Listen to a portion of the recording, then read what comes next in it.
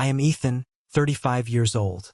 3 weeks ago, I stood in the back hallway of a crowded, upscale restaurant and stared at my 8-year-old daughter's birthday cake, which had been shoved upside down into a greasy, black garbage can, while my little girl was waiting in her beautiful blue party dress. My own parents stood by and watched my older brother laugh. He looked me right in the eye, without a single ounce of regret, and said she was not worth wasting a cake on. They humiliated my daughter in front of 24 people just to prove a point about who was the priority in our family. But there is one major thing my family did not know. They thought I was just a struggling single dad working a low-level event planning job, barely scraping by on a meager salary. They had absolutely no idea I was actually the majority co-owner of the luxury hospitality group that owned the very venue where my brother was supposed to get married in 3 days. And right now, they are facing a massive corporate lawsuit and begging on their knees for my forgiveness. Before I tell you exactly how I tore his perfect, entitled life apart, please hit that like button if you believe toxic family members deserve to face the absolute harshest consequences of their actions. And please let me know where you are watching from in the comments down below. Now, let us go back to the afternoon that changed everything. It was supposed to be a simple, beautiful Saturday afternoon. My daughter Lily was turning 8. Money had been incredibly tight for me in the past, especially right after my brutal divorce. But this year, I wanted to do something undeniably special for her. I rented out the private dining room at a nice local restaurant. Lily had spent 3 straight weeks talking about this cake. She picked it out herself from an artisan bakery across town. It was a 3-tier vanilla sponge cake with fresh strawberry filling, coated in pristine white icing, and decorated with delicate, hand-spun purple sugar butterflies arranged around her name.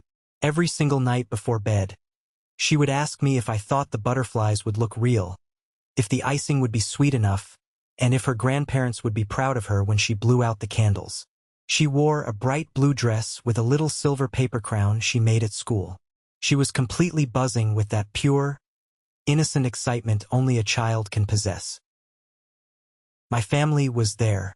My older brother Julian, my mother Eleanor, and my father Arthur. Julian was getting married to his fiancée, Clara, the following weekend. For the last 6 months, our entire family dynamic had revolved completely around Julian's wedding. Every single conversation, every phone call, every weekend dinner, every holiday gathering was hijacked by his seating charts, his catering choices, his tuxedo fittings, and his endless complaints about the stress he was under. I did not mind at first. I am a professional in the event space, so I naturally stepped back and let him have the spotlight. I recommended vendors. I reviewed his contracts. I even warned him that high-end venues require final payment weeks in advance. But I thought, just for 2 hours on a Saturday afternoon, my family could focus their attention on my little girl. I left the main dining room to go to the back kitchen area to ask the waitstaff for a lighter for the candles. I carried a stack of small paper plates in my hand.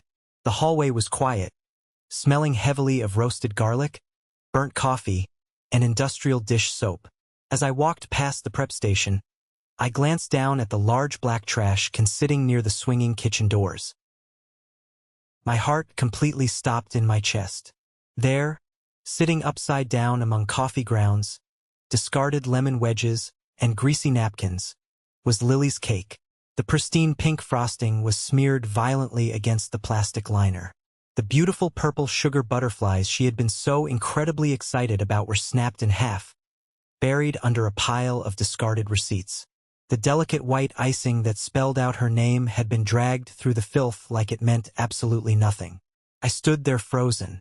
The ambient sound of the restaurant faded out completely, replaced by a loud, high-pitched ringing in my ears. Behind me, I heard the distinct sound of leather shoes scuffing against the tile.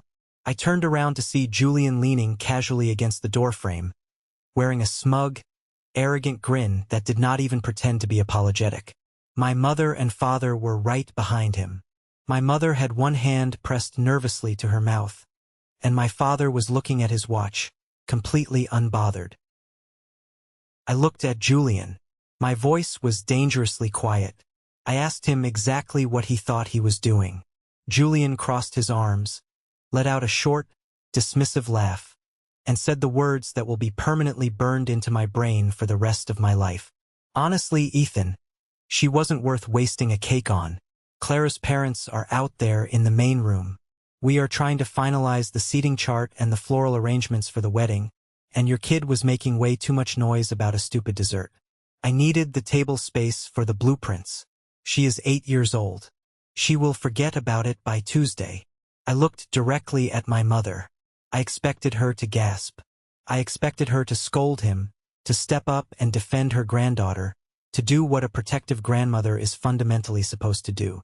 Instead, she pressed her lips together tightly, looked at me with pleading eyes, and whispered that I should just let it go and not make a scene. My father looked away, silently agreeing with Julian, silently confirming that my daughter's joy was entirely disposable if it inconvenienced his golden child. Right at that exact moment, Lily walked around the corner. She had come looking for me. She saw the trash can. She saw the crushed purple butterflies. The joy completely drained from her small, radiant face. She looked up at me, her lower lip trembling violently, her little hands gripping the edges of her blue dress.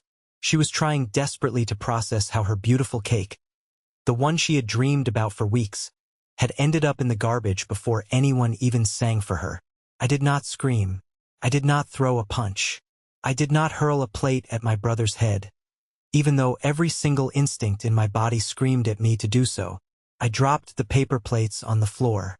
I walked over, picked my daughter up, felt her tiny, trembling arms lock tightly around my neck, and walked straight out the back door of that restaurant. I did not say goodbye. I drove her home in complete silence, gripping the steering wheel so hard my knuckles turned stark white. I thought that was the end of it. I thought I had finally seen the absolute rock bottom of my family's cruelty and narcissism. I assumed we would just stop speaking until the wedding was over. I was so incredibly, dangerously wrong. The very next morning, a Sunday, at exactly 7 o'clock, my phone started ringing. It was my mother. I let it ring 3 times before I finally answered, expecting some kind of pathetic, half-hearted apology for the cake incident. Instead, she was sobbing hysterically, her voice shrill and panicked. "Ethan, you have to call the venue right now. You have to fix this immediately. They just called Julian and told him they are canceling his wedding." I sat at my kitchen counter, looking at Lily's silver paper crown sitting abandoned on the table. My voice was completely dead, devoid of any empathy or emotion. I told her that sounded entirely like his problem, and not mine. My mother started screaming through the speaker, her voice echoing in my quiet kitchen. "He said you knew about this. You are the financial guarantor on the account. They are saying his final payment never cleared the bank, and because your company name is on the file, they need your direct authorization to extend the payment deadline. If you do not call them by 5 o'clock today, the grand ballroom is released to another client. You are destroying your brother's life over a stupid grudge." I hung up the phone without saying another word. I opened my laptop. My hands were shaking, not from fear, but from a cold, rising fury. I logged into my business email account. There was an urgent, high-priority message sitting in my inbox from the billing and compliance department of the Grand Hotel where Julian was hosting his reception. The subject line read in bold red letters, "Final notice regarding Reynolds' Hart wedding reservation. Guarantor signature required." I opened the attached PDF document. My stomach dropped into a bottomless pit. I read the document twice because my brain simply refused to process the sheer audacity of what my eyes were seeing. It was a standard corporate liability and financial guarantee contract. But right there, at the bottom of the second page, was the legally binding name of my company, my highly confidential corporate tax identification number, my old office phone number, and a scanned signature that looked remarkably, terrifyingly like mine. The venue was not simply asking me to step in and help. According to their official financial records, my professional corporate account had been legally pledged to secure Julian and Clara's massive wedding reservation. Julian had not just thrown away my daughter's birthday cake. He had crossed a massive legal line. He had committed felony wire fraud, forged my signature, and tied my entire business reputation to a $35,000 wedding debt. and he fully expected me to just swallow the abuse and cover for him. To truly understand the breathtaking arrogance of what Julian had just done, you have to understand the deeply toxic dynamic that had poisoned our family for decades. Julian was always the golden boy. From the very moment we were children, the sun rose and set on whatever Julian wanted, whatever Julian needed, and whatever Julian demanded. If Julian wanted to play competitive travel baseball, my parents bought him the most expensive gear on the market, hired private coaches, and I was forced to sit silently in the hot metal bleachers every single weekend of my childhood. If Julian failed a math class, it was because the teacher was incompetent and the curriculum was flawed. If he got a reckless driving ticket in high school, my father paid it off quietly, hired a traffic lawyer to expunge the record, and told me never to mention it to anyone. When it came time for college, the disparity became undeniable. My parents had set up a college fund. For years, they told us it was meant to be split evenly between the two of us. But when Julian got accepted into a prestigious, wildly expensive out-of-state business school, my parents sat me down and handed over the entire college fund to him. They looked me in the eye and claimed he was going into high finance, that his degree required more capital, and that I was smart enough to figure it out on my own. I did not argue. I took out massive, suffocating student loans and worked the grueling night shift at a downtown hotel front desk just to pay my way through a local state college. I never complained. I just kept my head down, worked hard, and accepted my designated role as the family background character. But the real, unbridgeable divide happened during my divorce 5 years ago. I was married to a woman named Rachel. Looking back, it is glaringly obvious why I married her. Rachel was a lot like Julian. She was selfish, fiercely driven by social appearances, and deeply, covertly manipulative. When our marriage inevitably fell apart, the divorce process was nothing short of a bloodbath. Rachel came after absolutely everything. She hired an aggressive lawyer and went after my salary, my meager retirement accounts, and she fought tooth and nail for full physical custody of Lily. She did not fight for Lily because she possessed a deep maternal instinct. She fought for Lily because she wanted the maximum child support payments to fund her lavish, superficial lifestyle. During that incredibly dark, isolating period of my life, I desperately needed my family. I needed emotional support. I needed a temporary place to stay while the court system forcefully sorted out the real estate situation with our marital home. And most importantly, I needed a small financial loan to help cover the exorbitant retainer fees for a competent family lawyer. I went to my parents' house, sat across from them at their mahogany dining room table, and swallowed my pride to ask for help. My father looked at me with cold, calculating eyes.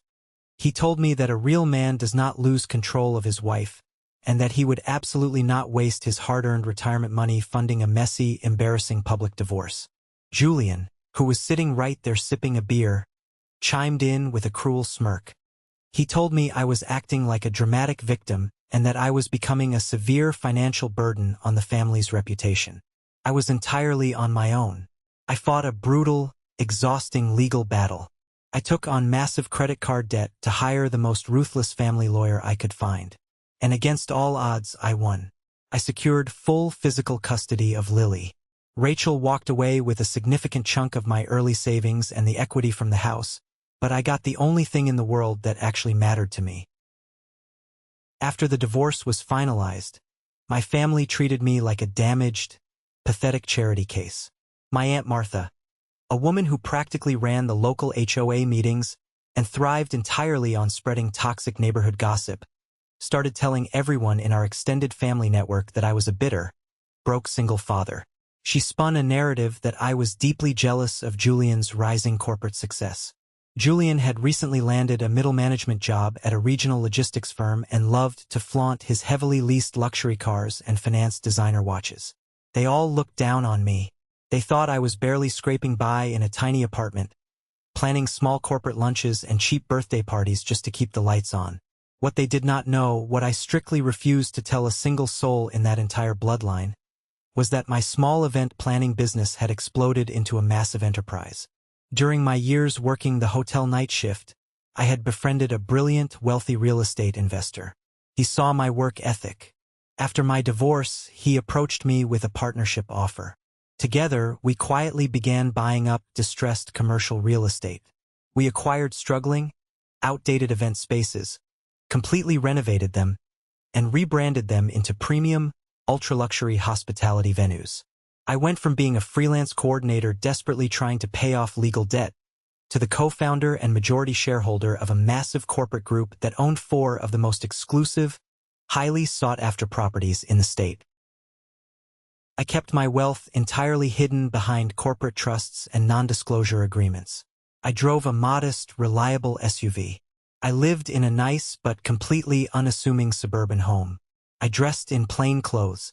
I knew with absolute certainty that if my parents or Julian ever found out about my actual net worth, or the massive inheritance and trust fund I was actively building for Lily, they would swarm me like starving vultures. They would demand high-risk investments, unsecured loans, and endless handouts. They would try to manipulate my daughter to get to my bank accounts. I wanted peace. I just wanted to raise my daughter in a quiet, safe environment, completely insulated from their toxic entitlement. That fragile peace was violently shattered the moment I saw Lily's cake sitting in the garbage. I was suddenly pulled out of my dark memories by the sound of small, hesitant footsteps on the hardwood floor. I looked up from the glaring screen of my laptop. Lily was standing in the doorway of the kitchen, clutching her worn-out stuffed rabbit tightly to her chest. Her big brown eyes were red, swollen, and puffy from crying herself to sleep the night before. I closed the laptop quickly, hiding the fraudulent contract, and forced a warm, reassuring smile onto my face. I walked over and knelt down on the floor in front of her, bringing myself to her eye level. She looked down at the floorboards, refusing to meet my eyes. "Daddy?" she whispered, her voice incredibly fragile. "What is it, sweetheart?" I asked, gently smoothing a stray piece of hair behind her ear. Did Uncle Julian throw my beautiful cake away because I was bad? Did I talk too loud? Did I ruin his wedding meeting? Her words hit me like a physical, heavy punch directly to the chest. The sheer innocence in her voice, the devastating fact that my family's relentless cruelty had successfully made this sweet, kind, perfectly behaved little girl question her own inherent worth. It ignited a roaring fire of protective rage inside my chest that I had never, ever felt before. I took both of her small hands in mine. I looked her directly in the eyes, making sure she felt the absolute conviction in my soul. "Lily, listen to me very carefully. You are perfect. You did absolutely nothing wrong. You are the best thing that has ever happened to me. Sometimes, grown-ups are deeply broken inside. They have ugly, mean feelings, and they try to make other people feel small so they can pretend to feel big.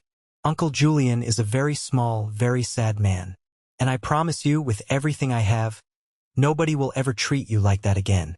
Do you understand me?" She nodded slowly, a tiny bit of the heavy burden lifting from her small shoulders, a small sigh of relief washing over her face.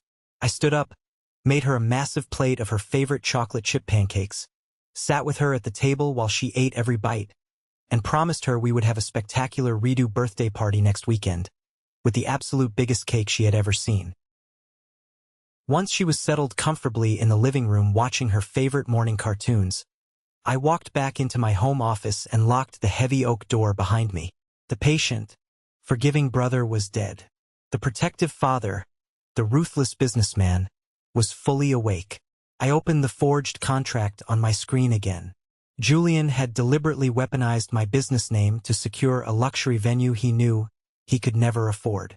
He had risked my corporate standing, my credit rating, and my professional reputation, assuming I would be too weak, too conditioned by years of suffocating family guilt, to fight back.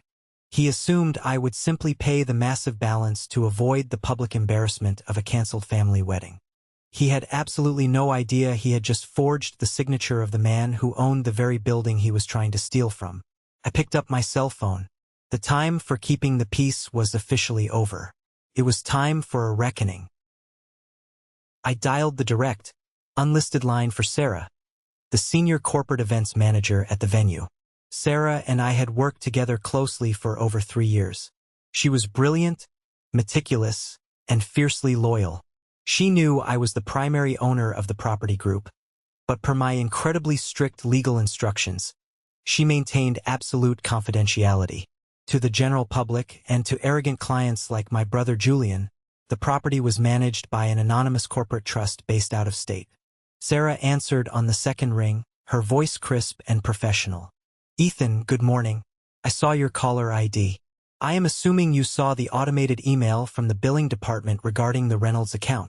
I saw it, Sarah, I said, keeping my voice dead level, suppressing the rage boiling underneath. Pull up the master file for Julian's wedding.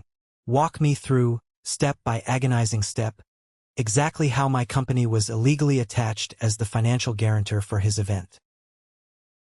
I could hear her typing rapidly on her mechanical keyboard, navigating the back-end software. Julian came into the office 2 weeks ago to finalize the premium catering menu and the expensive ballroom lighting upgrades. His personal credit card declined for the final $35,000 balance. He threw a bit of a tantrum, told me there was a bank error and that his funds were tied up in investments. Then he brought in a commercial guarantee form. He stated explicitly that his brother, Ethan, was his primary event coordinator and was officially backing the contract through his corporate account. He provided your exact business tax ID, a physical copy of your standard vendor agreement, and the signed authorization form, because I know he is your biological brother. And because the signature matched the master file perfectly, the billing department pushed it through to secure the date. My blood ran completely cold in my veins. Months ago, Julian had asked me for advice on dealing with florists and caterers. I had sent him a blank vendor agreement via email, simply to show him what standard legal terms looked like so he wouldn't get scammed by shady contractors. He had deliberately taken that document, stolen my highly confidential corporate tax ID off the header, digitally lifted my signature, and traced it onto the venue's liability form. Sarah, I said, my voice hardening into impenetrable steel, listen to me very carefully. I did not sign that form. I did not authorize that financial guarantee. He forged my signature. He committed fraud. There was a heavy, stunned silence on the other end of the line. Sarah was a seasoned professional who had seen her fair share of wedding drama, but this crossed into criminal territory. She immediately grasped the massive legal gravity of the situation. Ethan, my God, that is felony wire fraud. Do you want me to terminate the contract and cancel the event right now? I can have security lock down the ballroom. Not yet, I said, a cold, calculating plan forming in my mind. Follow standard corporate procedure to the letter. Send him a final, formal notice of default. Tell him the corporate guarantor has officially flagged the signature as fraudulent. Tell him he has exactly until 5 o'clock tomorrow evening to pay the balance in full via direct wire transfer, or the contract is entirely null and void. The ballroom will be released, and the police will be immediately notified of the fraud. Do not, under any circumstances, tell him you spoke to me. Let him panic in the dark. Understood, sir, Sarah said, her tone shifting to strict business mode. I hung up the phone. Barely 20 minutes later, the aggressive crunch of tires sounded in my driveway. I looked out the front window and saw Julian's leased, overpriced BMW parked diagonally behind my SUV, blocking me in. Julian stormed up my concrete walkway, his face flushed red with panic and fury. He was followed closely by my father and mother, both looking incredibly agitated. They did not even bother ringing the doorbell. Julian started pounding on my heavy wooden front door with his closed fist, rattling the hinges. I unlocked the deadbolt and opened the door, standing squarely in the frame, my physical presence blocking them from taking a single step inside my home. Julian's face contorted with rage. What the hell did you do, Ethan? He barked, pointing a shaking finger directly at my chest. The venue just emailed me. They said the guarantor form was flagged for fraud. Did you call them and cancel my guarantee? Are you out of your mind? I didn't cancel anything, I said coldly, staring him down. I simply told them the absolute truth, that I never signed that piece of paper. My father stepped forward, puffing out his chest, attempting to use his old, tired authoritarian intimidation tactics to force me into submission.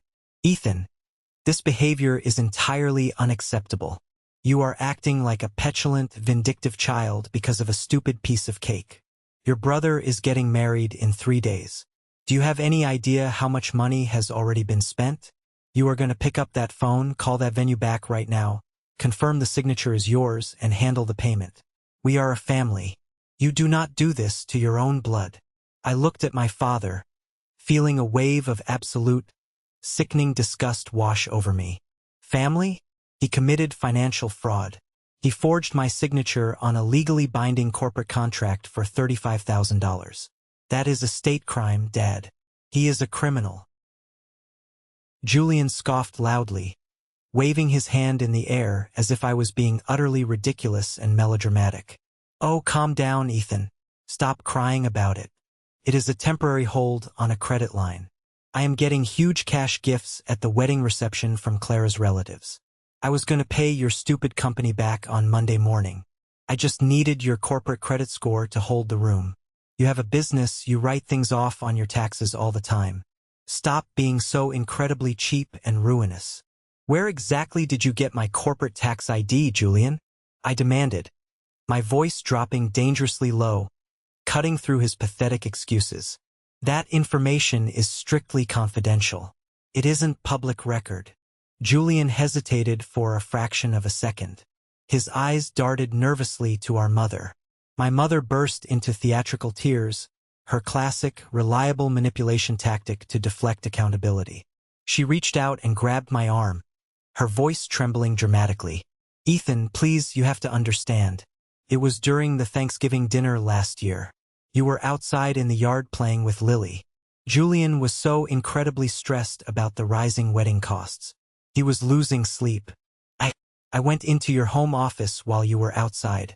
I found your business tax return sitting on your desk. I took a picture of it with my phone.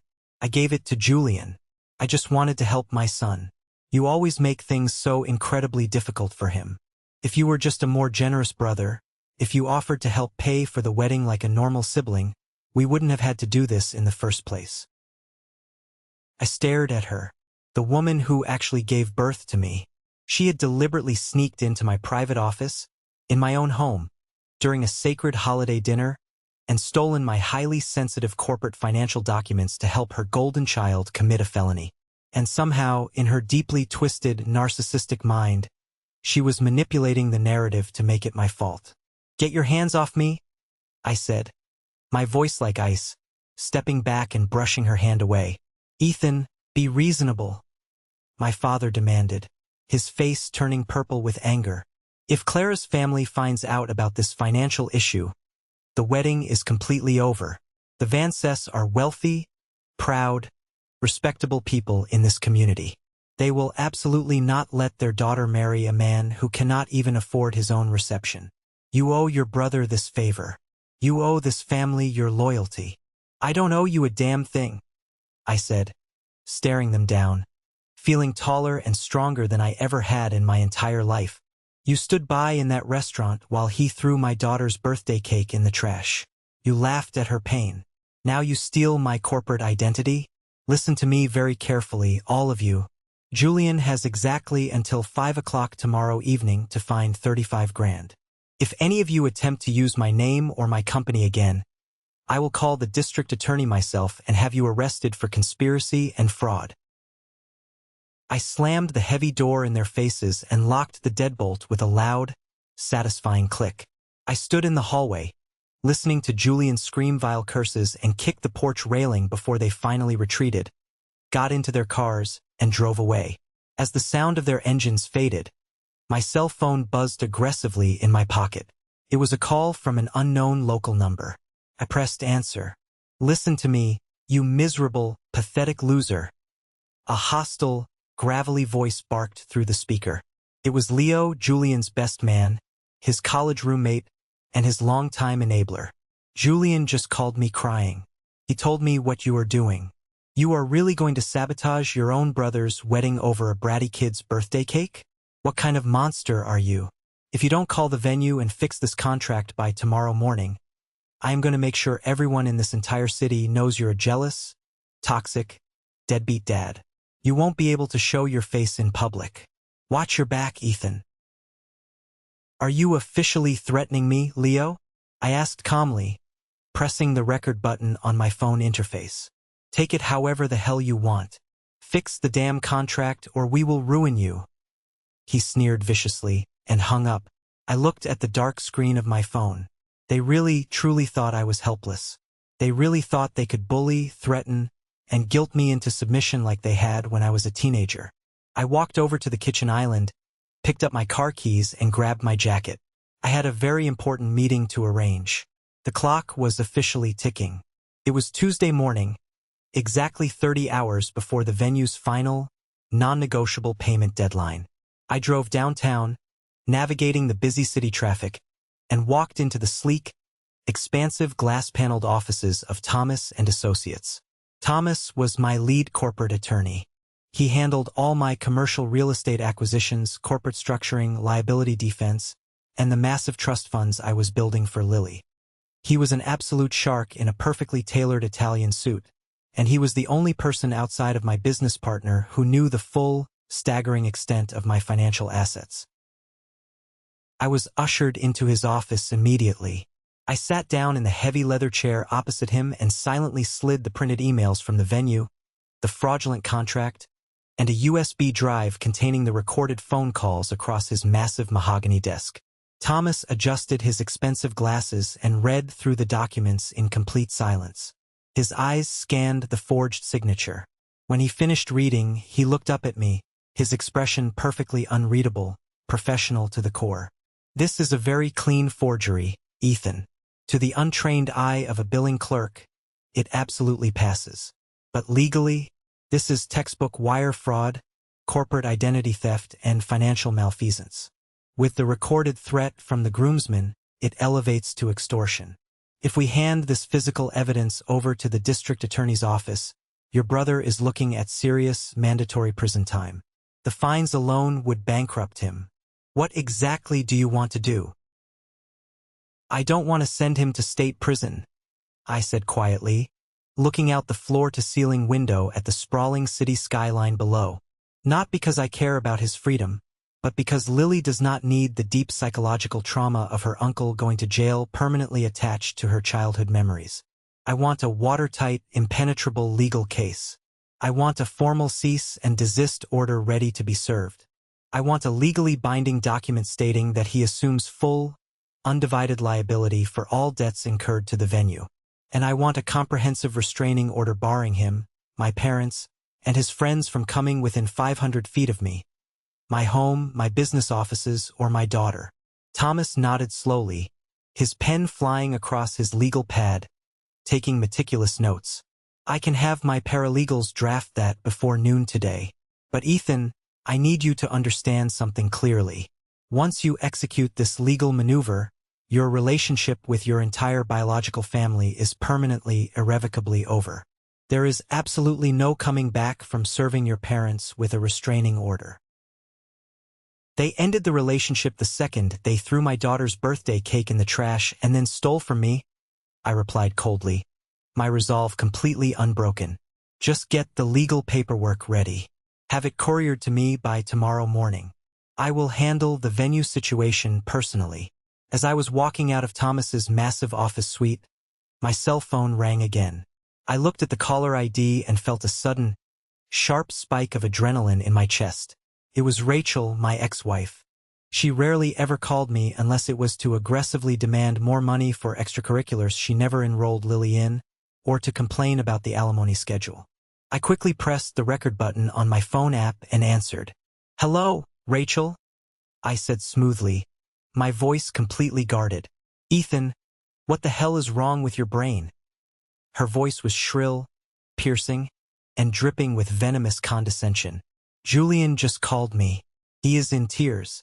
He says you are having a complete mental breakdown and aggressively trying to ruin his beautiful wedding out of sheer jealousy. I stopped walking in the middle of the marble lobby. Julian had actually stooped low enough to call my bitter ex-wife to apply psychological pressure. Julian forged my signature on a $35,000 corporate contract. Rachel. He committed fraud. I am protecting my business and my livelihood. I don't care about your stupid, pathetic little event planning business, she snapped aggressively. Julian promised to help me pay the down payment for my new luxury SUV lease if I talked some sense into you. Listen to me very carefully, Ethan. If you ruin his wedding and cost me that money, I will take you straight back to family court. I will tell the judge you are mentally unstable, aggressively alienating your family, and entirely unfit to provide a safe, stable environment for Lily. I will demand a psychological evaluation. I will take full physical custody, and you will be paying me maximum child support for the rest of your miserable life. Do you understand me? Call the venue and fix it right now. I stood in the lobby of the law firm, perfectly still, surrounded by people in business suits rushing past me. She had just openly admitted to attempting extortion on a recorded line. She was weaponizing the custody of my daughter as a bargaining chip to secure a car lease funded by my brother's empty, desperate financial promises. Rachel, I said, my voice completely devoid of anger, entirely clinical and terrifyingly calm. You just explicitly threatened me with a malicious custody lawsuit in exchange for financial compensation from a third party. I have this entire phone call recorded on a legal application. If you ever, for the rest of your natural life, mention Lily's name in a threat against me again, my lawyer will file this exact recording with the family court judge before you can even blink. I will push aggressively to have your visitation rights revoked permanently on the grounds of emotional manipulation and extortion. Do not ever call this number again. I hung up the phone before she could even formulate a single syllable of a response. I walked out to my car, breathing slowly, the crisp city air filling my lungs. The storm was swirling violently all around me. They were throwing absolutely everything they had at me. Veiled threats, emotional guilt, financial blackmail, custody manipulation. But I was no longer the frightened, exhausted man going through a brutal divorce. I was an immovable anchor. I was a fortress. I drove directly to Lily's elementary school. I had already arranged a contingency plan with her homeroom teacher, Ms. Chloe. Ms. Chloe was a remarkably kind, observant woman who absolutely adored Lily. I had called her the previous night and explained in vague but urgent terms that there was a highly volatile family situation happening. I generously paid for Lily and 3 of her closest friends to go on a special, privately supervised field trip to the massive city aquarium with Miss Chloe for the entire day tomorrow. I wanted Lily completely, utterly out of the blast zone. I wanted her looking at sea turtles, laughing with her friends, and eating overpriced ice cream while I meticulously burned my family's toxic empire to the ground. That night, I sat alone in my dark living room, the only light coming from the blinking cursor on my laptop screen. Julian had less than 12 hours to produce $35,000. I knew for a fact he didn't have it. I knew he was going to show up at the venue tomorrow morning for the final walkthrough, hoping to scream, throw a tantrum, and intimidate the staff into bending the corporate rules. He fully thought he was walking into a fight with a low-level, easily bullied event planner. He didn't know he was walking into my building. He didn't know he was stepping into my arena. I picked up my phone and sent one single, decisive text message to Marcus, the brilliant CEO of my hospitality group. Marcus, I need you at the Grand Ballroom tomorrow morning at precisely 9 a.m. Wear your best suit. Bring the corporate ledger. We have a severe pest problem to eradicate. I thought the worst of the betrayal was over. I was so incredibly wrong. The real, earth-shattering explosion was just hours away, and it was going to leave nothing but ashes. The morning of the final venue deadline arrived with a chilling clarity. It was Wednesday. We were exactly 3 days away from the lavish wedding ceremony my brother Julian had built entirely on a foundation of lies, manipulation, and financial fraud. I woke up at 5 in the morning, long before the sun had even considered rising over the city skyline. I did not feel tired. I did not feel anxious. I felt a deep, profound sense of purpose that I had not experienced since the grueling days of my custody battle. I walked into my massive walk-in closet and bypassed the casual chinos and polo shirts I usually wore to blend in at school functions and neighborhood events. Today required armor. I pulled out my best tailored charcoal gray suit, a crisp white dress shirt, and a deep burgundy silk tie. I stood in front of the full-length mirror and methodically buttoned my cuffs. The tired, beaten-down man who had survived a brutal divorce and swallowed decades of family disrespect was completely gone. The quiet, compliant younger brother, who had spent his entire life shrinking to make his parents feel comfortable, was dead. In his place stood a fiercely protective father, a ruthless real estate developer, and a man who was about to permanently secure his daughter's inheritance. I left a note for the nanny I had hired for the morning, kissed my sleeping daughter on the forehead, and walked out to my garage. I bypassed my everyday SUV and uncovered the sleek, black luxury sedan I kept hidden for high-stakes corporate board meetings. I drove downtown, navigating the early morning city traffic with a cold, mechanical precision. My destination was the Grand Ballroom.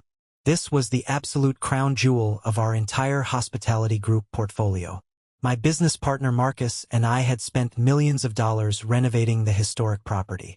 We had installed imported Italian marble floors, massive antique crystal chandeliers that hung from the breathtaking vaulted ceilings, and floor-to-ceiling windows that overlooked a meticulously manicured botanical garden. It was the kind of premier venue that instantly commanded respect the moment you walked through the heavy, brass-handled oak doors. It was a place built exclusively for people with real wealth, real influence, and real integrity. It was absolutely not built for people like my brother Julian, who leased their entire existence just to project a fake corporate salary. I bypassed the grand main entrance and pulled my car into the private, underground executive parking garage. I used my biometric keycard to enter the restricted staff elevator. I did not go out into the main lobby. Instead, I stepped directly into the hidden security monitoring room, situated directly behind the main reception desk. The room was dark, lined with high-definition surveillance monitors. From this vantage point, I had a perfect, unobstructed view of the expansive lobby through a large pane of one-way glass, and I could hear absolutely everything being said through the concealed audio feed. Julian was already there. He was wearing a sharply pressed, aggressively tailored navy blue suit, pacing back and forth across the polished marble floor like he owned the entire building. He constantly checked his heavy, finance designer watch. My mother and father were sitting together on a plush, tufted velvet sofa near the grand staircase. My mother was nervously twisting the expensive leather strap of her purse, her eyes darting around the room, clearly terrified that the $35,000 debt was about to ruin her perfect family image. My father was holding a copy of a financial newspaper, pretending to read the stock market reports, desperately trying to project an air of calm, patriarchal authority. A few agonizing moments later, the heavy glass front doors slid open. Clara, Julian's fiancée, walked into the lobby. She was a strikingly elegant woman, composed, highly educated, and deeply intelligent. She was accompanied by her parents, Mr. and Mrs. Vance. The Vances were the epitome of old American money. They were deeply entrenched in the city's high society, people who valued personal reputation, business integrity, and financial transparency above absolutely all else. They had paid for Clara's incredibly expensive college fund entirely out of pocket years ago, and they had generously contributed a massive, six-figure sum to the overall wedding budget, fully assuming that Julian was an equally successful professional matching their financial commitment. Julian immediately rushed over to greet them, his face instantly transforming into a sickeningly fake mask of charming enthusiasm. He kissed Clara on the cheek, offering a bright, plastic smile, and shook Mr. Vance's hand vigorously, pumping his arm up and down. "Julian, good morning," Mr. Vance said, his voice deep, resonant, and dripping with quiet authority. Clara mentioned there was some sort of minor administrative issue with the final venue payment. A temporary hold on a corporate card, she said. "We wanted to come down here personally and ensure everything was completely smoothed over. If you need us to write a cashier's check to bypass the bank delay and secure the ballroom, we are more than happy to do so." We cannot have any hiccups this close to the weekend. Julian let out a loud, forced, theatrical laugh that echoed uncomfortably against the marble walls. Oh, absolutely not, Mr. Vance. I appreciate the generous offer, but it is a completely ridiculous, laughable misunderstanding. My younger brother, Ethan, runs the small event coordination company handling the back-end logistics for the reception. His accounting department accidentally flagged a routine charge because of a mismatched tax ID number on their end. Ethan is driving down here right now to sign off on the final paperwork and clear the hold. It is just basic bureaucratic red tape. You know how these small businesses operate, always messing up the administrative details. He was lying directly to their faces without a single drop of sweat. He was standing right in the middle of my own building, actively covering up a felony fraud charge, and using my professional name to placate his wealthy, unsuspecting future in-laws. He was throwing me under the bus to protect his fragile ego. At that exact moment, Sarah, my senior corporate manager, stepped out from behind the massive mahogany reception desk.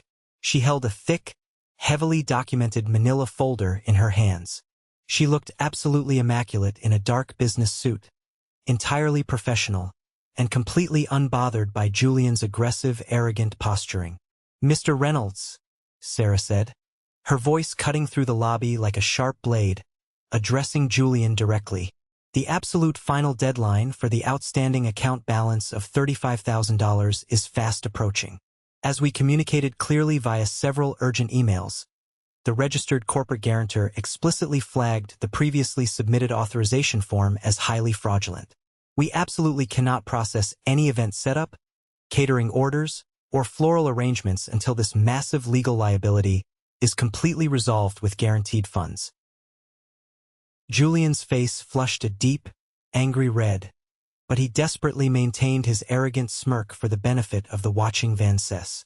He stepped aggressively closer to the reception desk, leaning his body weight forward to physically intimidate Sarah. "Listen to me very carefully. I just told my future father-in-law, my brother Ethan is on his way right now. He made a stupid mistake. He is just an amateur event planner. He gets easily confused with complex corporate paperwork. You are absolutely not going to ruin my expensive wedding over a minor clerical error. Do you have any idea how much catering business I bring to the city? I will have your job by tomorrow morning." Sarah did not blink. She did not take a single step backward. "I am fully aware of our strict corporate policies, sir. A forged signature on a legally binding financial contract is not a minor clerical error. It is a severe legal liability and a matter for the police." My mother suddenly stood up from the velvet sofa, the newspaper falling from my father's lap. Her voice was trembling uncontrollably as she tried to intervene and control the narrative. "Miss, please, I beg you to lower your voice. This is just a private family matter. My two boys just had a silly, petty argument over a little girl's birthday cake this past weekend. Ethan is just being a little stubborn and dramatic because he wants attention. He will be here any minute to fix this entire mess and pay the bill." Clara frowned deeply, stepping away from Julian. "Wait a minute. An argument over a birthday cake? Julian, what on earth is your mother talking about? You explicitly told me Ethan was having a severe mental breakdown because of his ongoing custody battle with Rachel. You said he was projecting his divorce trauma onto our happiness. You never mentioned anything about a child's birthday cake." The sheer, massive web of toxic lies Julian had spun was breathtaking to witness. He had told Clara I was clinically crazy. He had told her I was actively losing custody of Lily. He had deliberately weaponized my painful, traumatic past to cover his own pathetic financial tracks. "It is absolutely nothing, Clara," Julian snapped viciously, his charming facade cracking violently down the middle. "Ethan is just deeply jealous of me. He has always been intensely jealous of my salary, my promotion, and my life. He wants to ruin this beautiful day because his own life is a miserable, lonely failure. Just ignore them." That was my final cue. The trap was perfectly set. I pushed open the concealed door of the security room and stepped slowly into the grand lobby. I thought the worst was over. I was about to prove him so incredibly wrong. My heavy leather dress shoes struck the polished Italian marble floor with a sharp, commanding rhythm. Every single head in the massive lobby snapped around to look at me. The ambient noise of the hotel staff working in the background seemed to completely vanish, replaced by the heavy, suffocating tension radiating from my family. Julian's wide eyes locked onto me instantly. For a fleeting fraction of a second, a pathetic flash of profound relief crossed his face. In his deeply narcissistic, delusional mind, he actually thought I had caved to the pressure. He genuinely believed that the aggressive phone calls, the threats from his groomsmen, and the sheer, overwhelming weight of the family's impending public embarrassment had successfully broken my spine. He thought the obedient younger brother had arrived to hand over his credit card and clean up the mess. Finally, Julian hissed loudly, marching aggressively across the lobby toward me, closing the distance. Tell this ridiculous woman behind the desk she is making a massive mistake. Tell her the signature on that document is yours. Put your company card on the master file, and let's get this stupid nightmare over with. You have humiliated me in front of Clara's parents enough for one day. Do your job, Ethan. I did not even look at him. I did not acknowledge his existence. I walked right past him, the fabric of my tailored suit brushing against his arm, and stopped directly in front of Clara and her parents. I offered a polite, deeply respectful nod to Mr. Vance. Mr. Vance, Mrs. Vance, Clara? I said, my voice incredibly calm, steady, and projecting clearly across the silent room. My name is Ethan Reynolds. I deeply apologize for the tension and the uncomfortable scene taking place in this room today. But you are about to merge your respected family with mine, and you deserve to know the absolute, unfiltered truth before you legally bind your daughter to this man. Julian practically lunged at me, grabbing my shoulder roughly with his hand. Shut your mouth right now, Ethan. Just sign the damn paper and go back to your miserable apartment. I did not flinch. I reached up, grabbed his wrist, and shoved his hand off my shoulder with enough sudden, violent force to make him stumble backward and nearly lose his balance on the slick marble. I reached inside the breast pocket of my suit jacket, pulled out a pristine, legally notarized copy of the forged contract, and handed it directly into Mr. Vance's waiting hand. 3 days ago, I said, speaking slowly and clearly so that every single syllable echoed off the vaulted ceilings. Julian threw my 8-year-old daughter's birthday cake into a garbage can at a restaurant and laughed about it right to my face. When I refused to tolerate his psychological abuse and walked away from the table, he entered a state of sheer panic. Because he knew, with absolute certainty, that he did not have the financial liquidity to pay for this luxury venue. He never had the money. He took my highly confidential corporate tax ID, traced my signature, and submitted a fraudulent financial guarantee to this property to steal $35,000 of my corporate credit. Mr. Vance stared down at the paper, his jaw tightening. His face turned an alarming, furious shade of pale as his eyes scanned the forged signature and the fraudulent corporate details. Clara covered her mouth with both hands, her wide eyes darting frantically between my calm face and Julian's terrified expression. My father suddenly stormed over from the velvet sofa, his face flushed purple with uncontrolled rage. Ethan, you are completely out of your mind. You are actively destroying your brother's life and his future over a piece of cheap supermarket cake. You are deliberately humiliating this entire family in public.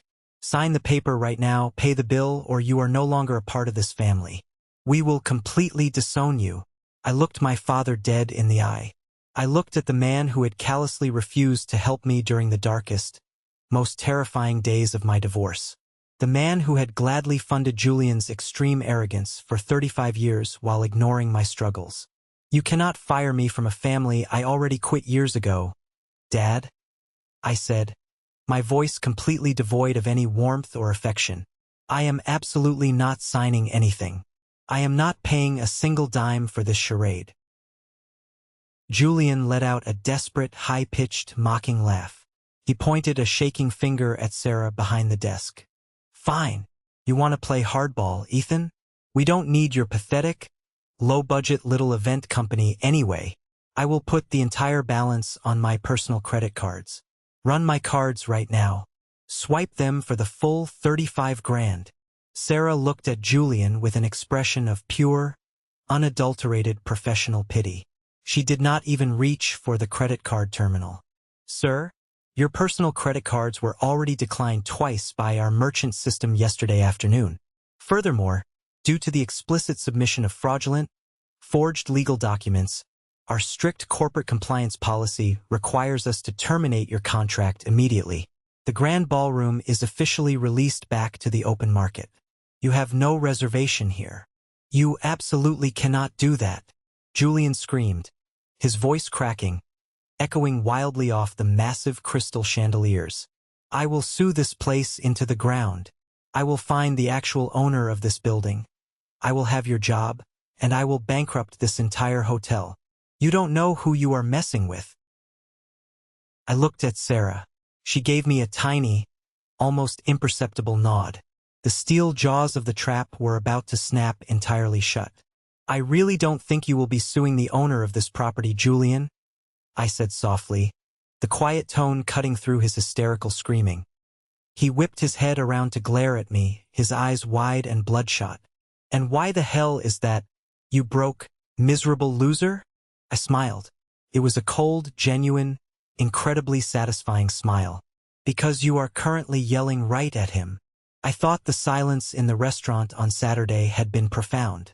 The absolute, suffocating silence that immediately fell over the Grand Ballroom in that exact moment was unlike anything I had ever experienced. It was deafening. It was the distinct, heavy sound of a carefully constructed, decades-long reality completely disintegrating into dust. Right on cue, the heavy mahogany doors of the executive suite on the second-floor balcony opened. Marcus stepped out and began descending the grand staircase. Marcus was my trusted business partner, the co-founder, and the acting public CEO of our massive hospitality group. He was a tall, imposing man who naturally commanded absolute authority the moment he entered any room. He carried a heavy, leather-bound corporate binder under his arm. He walked purposefully across the lobby floor, completely ignoring Julian, my parents, and the stunned Vance family. He stopped directly in front of me and extended his hand warmly. "Good morning, Ethan," Marcus said, his deep voice booming across the marble. "I stayed up late reviewing the quarterly real estate acquisitions and the new salary structures you sent over last night. The profit numbers look absolutely fantastic. We are fully capitalized and ready to close on the new downtown commercial property whenever you give the final green light to the legal team." I shook his hand firmly, maintaining the professional facade. "Thank you, Marcus. I will review the final lawsuit contingencies and contracts tonight in my home office." Julian stared at us, his mouth hanging slightly open. His brain was desperately trying to process the complex information, aggressively trying to reject the horrifying reality unfolding right in front of his eyes. My mother stopped twisting her purse, her hands freezing in midair. My father slowly lowered his newspaper, his eyes wide with utter, paralyzing shock. What the hell is he talking about?" Julian stammered, pointing a violently shaking finger at Marcus. "Ethan runs a tiny, pathetic event planning business out of a cheap strip mall. He is a glorified party planner. He barely affords child support." Marcus turned to look slowly at Julian. His expression hardened into a mask of pure, elite corporate disdain. "Your brother is the majority shareholder and the co-founder of this entire hospitality group. He owns this building. He owns the luxury building across town. He pays my executive salary. He is one of the wealthiest, most successful commercial real estate developers in this entire district." The words hung in the air like a physical, crushing weight, dropping directly onto my family's chest. I was about to watch the ultimate destruction of the golden boy. I watched Julian's face transform in real time. The toxic arrogance, the deeply ingrained smug superiority, the 3.5 decades of unconditionally believing he was the untouchable golden child. All of it melted away in a matter of seconds. It was entirely replaced by raw, unadulterated, suffocating terror. He looked wildly around the massive, opulent ballroom, staring at the crystal chandeliers and the marble columns, realizing for the very first time that he was standing squarely inside my empire. He had arrogantly tried to steal $35,000 from the very man who effectively owned the bank. My mother let out a small, high-pitched, strangled gasp. She gripped my father's arm so tightly her knuckles turned white. "Ethan, you actually own this entire place? Since when? Why on earth didn't you tell us you had this kind of money?" "Because I knew exactly what you would do," I said, my voice completely devoid of warmth, echoing with cold detachment. "I knew you would immediately demand a massive piece of it. I knew you would fully expect me to fund Julian's expensive lifestyle, pay off his debts, and buy you a new house. I built this massive portfolio for Lily. I built her future college fund and her inheritance from the ground up while you treated us both like absolute garbage. And you proved my point perfectly. The very first time Julian needed money, you broke into my private home, stole my highly sensitive tax documents, and actively helped him commit a felony."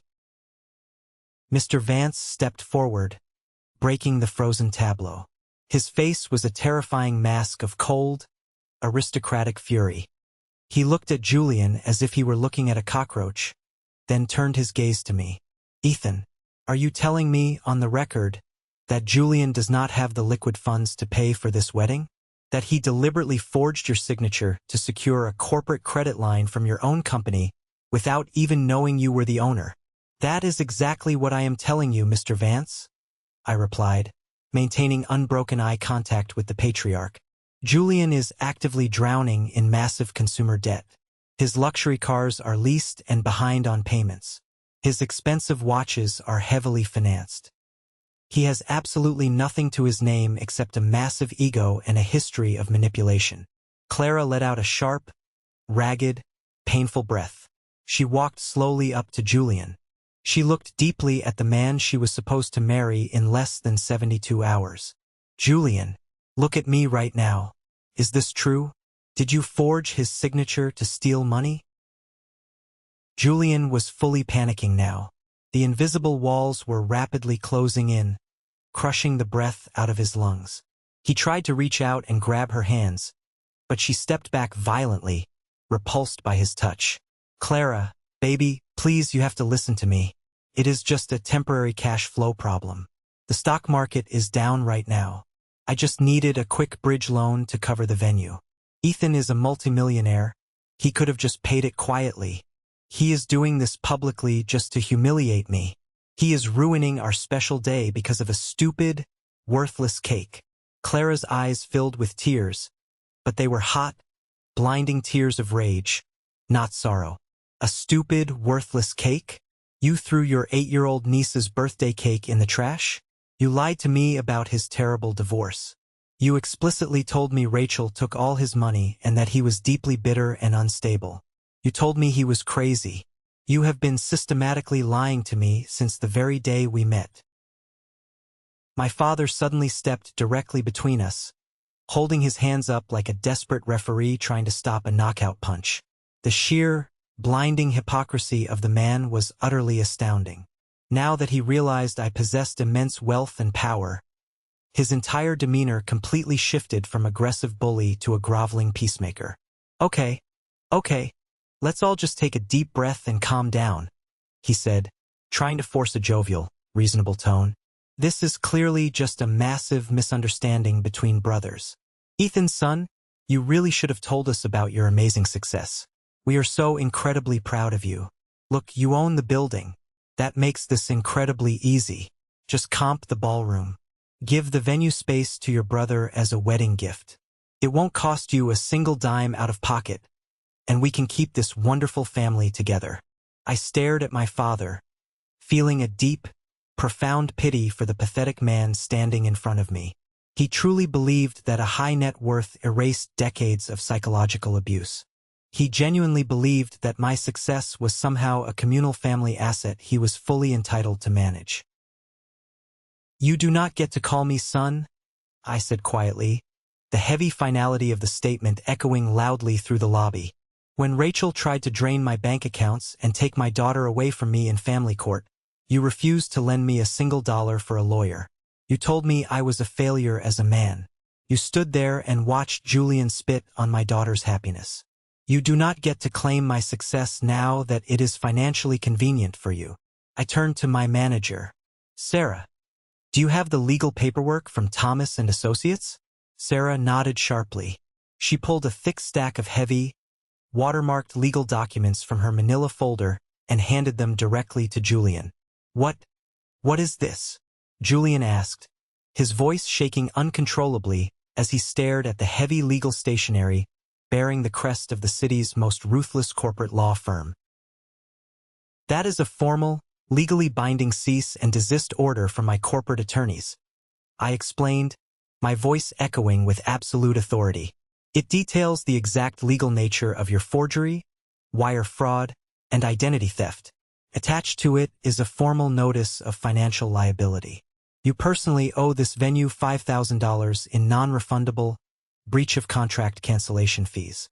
If that exact amount of money is not wired by 9 o'clock tomorrow morning, my legal team will hand the undeniable physical evidence of your fraud to the district attorney's office. I pulled out a second, thinner envelope from my jacket pocket and handed it to my parents. My mother took it with violently trembling hands, tears streaming down her face. And that, I said, looking right into her weeping eyes, is a court-approved restraining order signed by a superior court judge.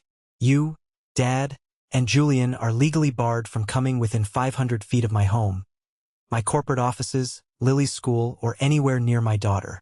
If you attempt to contact me, if you show up on my porch again crying, or if you ever send your idiot groomsman like Leo to threaten me over the phone, I will have you instantly arrested and thrown in jail. This is not a negotiation. This is the absolute end. My mother completely broke down. She collapsed heavily onto the velvet sofa, weeping loudly, clutching the legal documents against her chest as if they were a lifeline. Ethan, please, we are your parents. You cannot do this to us. We are your family. You are tearing us apart. You chose your family when you deliberately stole my tax returns, I said, feeling absolutely nothing inside. The deep well of empathy I used to carry for them had run completely dry. I thought the destruction of my family's toxic illusion was finally complete. But the final, most devastating blow of the morning was not going to be delivered by me. It was going to come from the very woman Julian had manipulated for years. Clara had been standing quietly off to the side, silently absorbing the absolute devastation of the man she loved. Now, she stepped directly into the center of the storm. Clara reached for her left hand. Slowly, methodically, and with devastating precision, she pulled the massive diamond engagement ring off her finger. The very ring Julian had arrogantly bragged about for months at every family dinner. The ring I now knew for a fact was financed on a high-interest predatory credit card he could never afford to pay off. She held the heavy ring in the open palm of her hand and looked directly at Julian. There was no hysterical screaming. There was no theatrical breakdown for the audience. There was only the cold, sharp, terrifying clarity of a smart woman who had finally woken up from a very long, very deceptive nightmare. Julian, Clara said, her voice eerily calm and steady. I want you to know something very important. I didn't come down here today just because the venue called my father about a payment issue. I came down here because my private investigator called me. Julian stopped breathing. The remaining color completely drained from his face, leaving him looking like a terrified ghost. You're what? What investigator? Mr. Vance stepped forward, placing a highly protective hand on his daughter's shoulder. We hired a private financial investigator a month ago, Julian, Mr. Vance said, his voice laced with absolute, unyielding disgust. Clara noticed glaring discrepancies in your stories about your massive corporate salary and your supposed real estate investments. She noticed you constantly deflecting basic questions about your credit score when we discussed buying a house in the suburbs. We ran a full, comprehensive, legally obtained background check on you. Clara dropped the engagement ring onto the polished marble surface of the reception desk. The heavy diamond hit the stone with a sharp, piercing clink that sounded like a gunshot in the quiet room. "You are bankrupt, Julian," Clara said, her voice echoing mercilessly. "Your luxury car is exactly 3 months behind on lease payments and slated for repossession. You have maxed out 6 different credit cards. You don't have a massive executive salary. You are a mid-level management drone who just got officially put on a disciplinary performance improvement plan at work. You systematically lied to me about your finances, you lied to me about your brother, and you proved to me today that you are a cruel, narcissistic coward who would throw a child's cake in the trash just to feel a fleeting sense of power." Julian literally fell to his knees. He dropped to his knees on the cold Italian marble floor in the middle of the grand lobby. The golden boy, the untouchable, perfect pride and joy of the family, was completely and utterly broken. He reached out desperately, trying to grab the hem of Clara's dress. "Clara, please, please don't do this to me. I did it all for you. I just wanted to give you the beautiful wedding you deserved. I can fix this. I swear I can change. Give me another chance." Clara stepped back quickly, looking at him with nothing but sheer, cold pity. "You didn't do a single thing for me. You did it entirely for your own ego. The wedding is completely canceled. My parents are contacting all the vendors this afternoon to pull our funding. Do not ever attempt to contact me again. If you do, my father's lawyers will handle you." She turned around, linked arms with her father, and walked purposefully toward the grand glass exit. Mrs. Vance paused for a brief moment, looking down at my parents still sitting paralyzed on the sofa. "You raised an absolute monster," Mrs. Vance said quietly, her words dripping with venom, directed specifically at my mother. "And you deserve every ounce of the absolute misery he is going to bring into your lives."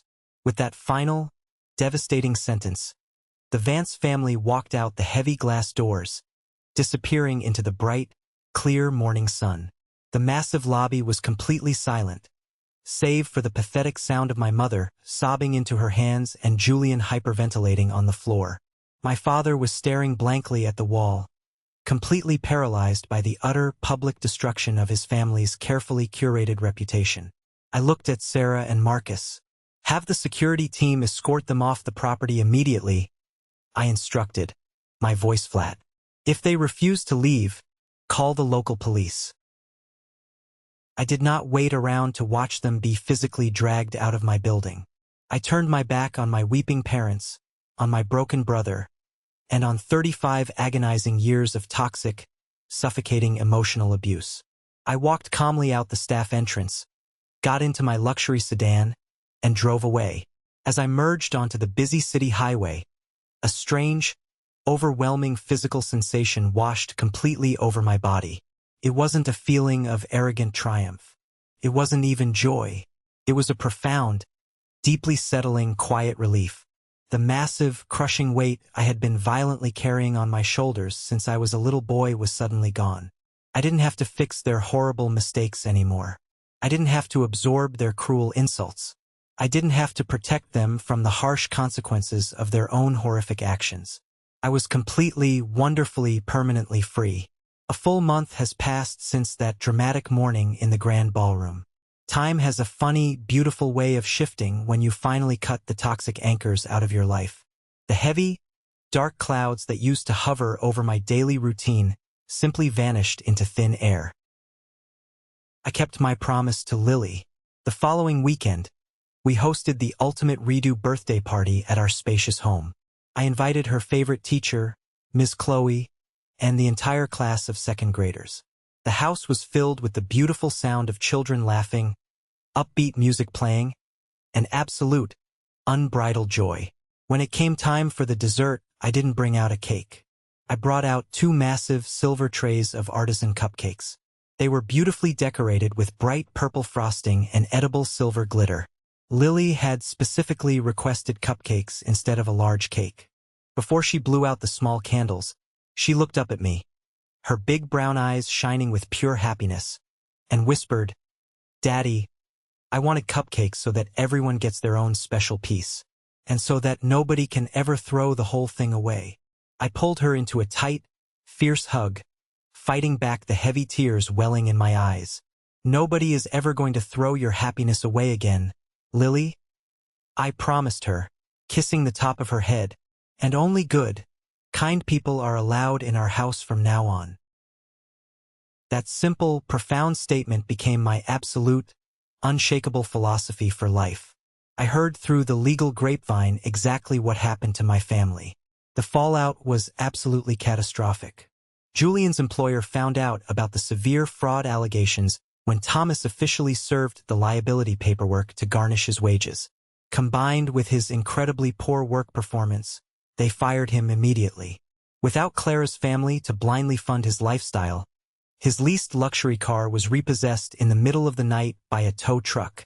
He was forced to move out of his expensive apartment and crawl back into my parents' small house. Bankrupt, publicly humiliated, and utterly defeated. My mother tried to violate the court-ordered restraining order exactly one time. She showed up at the front gate of Lily's school, crying hysterically and demanding to see her granddaughter to give her a toy. The school security guard, whom I had fully briefed and provided with the official legal documents, stopped her at the door. The police were immediately called. She spent a humiliating night in a concrete holding cell, which finally convinced her that I was absolutely terrifyingly serious. A few days ago, I received a short, unexpected text message from a new number. It was Clara. She wrote, "Ethan, I wanted to formally thank you. You telling the absolute truth that day in the hotel lobby saved me from making the biggest, most devastating mistake of my life. I am doing well, focusing on my career. I truly hope you and Lily are thriving. You are a profoundly good father." I replied simply, thanking her and wishing her the absolute best in her new life. Sometimes, people ask me if I feel any lingering guilt. They ask if I regret destroying my brother's life and permanently alienating my parents. In our society, we are heavily, consistently conditioned to believe that family is everything, that blood ties somehow magically excuse any level of psychological abuse, financial manipulation, and cruelty. But I am here to tell you, from the bottom of my heart, that is a toxic lie. Guilt exclusively belongs to the people who betray their core values. Guilt belongs to the people who throw a child's birthday cake in the trash. When someone actively tries to destroy your peace, steal your hard-earned success, and weaponize your children against you, walking away is not a betrayal. Walking away is an act of profound, necessary self-respect. I did not ruin Julian's wedding. Julian ruined Julian's wedding by being a pathological liar, a narcissist, and a thief. I simply stopped paying the emotional and financial bill for his crippling arrogance. I stood my ground, I protected my daughter's future, and I honored my own boundaries. Motherhood and fatherhood can entirely change the shape of your courage. I tolerated their blatant disrespect for decades when it was aimed squarely at me. But the exact moment they aimed their cruelty at my little girl, they introduced themselves to a version of me they had never met, and a version of me they could never, ever defeat. Let's pause for a moment. Thank you for staying with me this far, you're truly amazing. Please help me by liking the video and commenting the number 1 below so I know you've been here with me until this point. This not only helps more people discover this story, but also lets me know that my experiences mean something to someone. Your support is the greatest motivation for me to keep sharing the rest of this journey. Have you ever faced something similar with your own family? Have you ever had to draw a hard, unforgiving line to protect your children or your own mental health from toxic relatives? Share your story in the comments below, and don't forget to like and subscribe so you don't miss the next journey. Stay strong, protect your peace, and never let anyone make you feel small in your own life.